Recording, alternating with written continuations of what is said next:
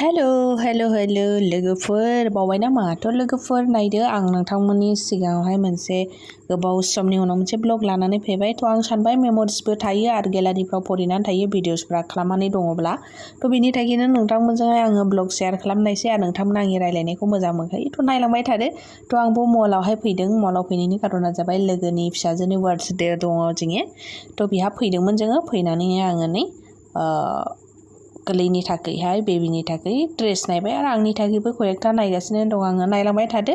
आरो आङो फाइनालि मा लादों बेखौ आं भिडिअस खालामाखै आं फट'सनि माध्यमै आं देखायनायनि नायदो थ' आंनि रायलायनायखौलाय मोजां मोनखायो नोंथांमोना नायबाय थानाय नायलांनाय जोबजासे होननानै आङो आसा खालामबाय थ' आं फाइनालि सफैनानै आङो दान्दिसे जिरायफैनानै आं गावखौ गाव नायबाय गावखौ गाव गान दामगासिनो दङमोन गान दामनायनि संगे संगे आङो रोजाबफागासिनो दङ थ' गेटनि एन्ट्रिखौ आं नोंथांमोननो एसे दिन्थिबाय ओमफ्राय आङो नैबो फाइनालि लोगोजोंहाय आङो एसे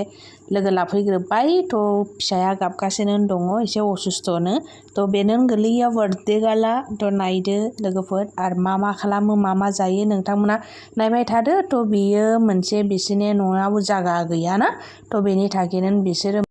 थाखायनो बार'बिसा होननाय जोंनि साखाथिखा बेहा मोनसे भबनावहाय बिसोरो बार्थडेखौहाय बोनो सेलिब्रेसन खालामदोंमोन जागाया एसे फाखाना थ' मा जादों लोंदों आं जेबो भिडिअस खालामनो मोनाखिसै आरो बे लोगोनि बेवाइ हौवानि बिदानि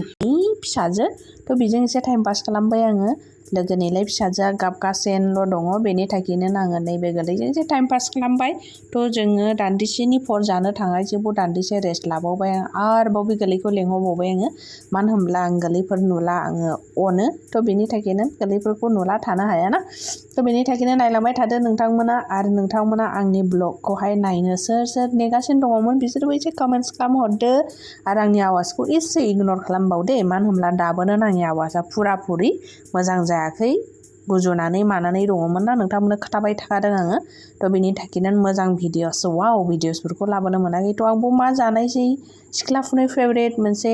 खाजा थ' बेखौ बुंहरदो लोगोफोर नोंथांमोना सोर जानो मोजां मोनो थ' होननानै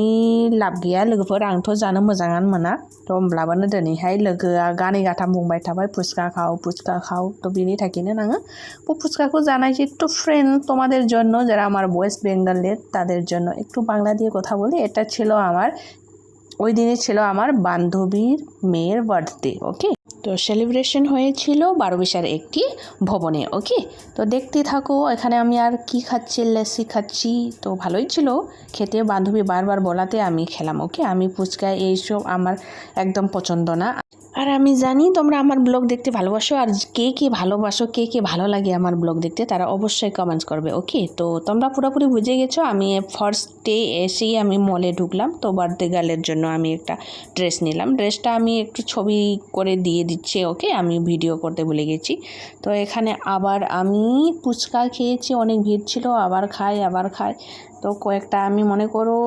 7-8টার মতন খেয়েছি তো ভালোই ছিল টেস্টি ছিল তো thank you so much Saraswati আমার বান্ধবী আমাকে ইনভাইট করার জন্য অনেক ভালো খাওয়া দাওয়া করলাম অনেক টেস্টি ভালো খাওয়া দাওয়া করলাম এটাই আর কি তো এখানে বসেছিলাম তো এখানে সেলিব্রেশনটা একটু দেখো তোমরা মাম্মাম তো কান্না করতে শেষ এখন একটু চুপচাপ ছিল তো দেখতেই থাকো ওদের ফ্যামিলি খুব সুন্দর ফ্যামিলি খুব ভালো ফ্যামিলি তো যাব ঘুরতে অবশ্যই যাব কয়েকদিন পরেই যেতে পারি আমরা ভাবছি বান্ধবী আর আমি তো বান্ধবী তো যেতে পারলো না তো আমি চলে গেলাম বরকে নিয়ে তো এখানে দেখো কত ভালো ফ্যামিলি ওদের সেলিব্রেশন হচ্ছে তো tata bye bye next video নিয়ে তাড়াতাড়ি দেখা হবে লেগে টাটু লাইডে বা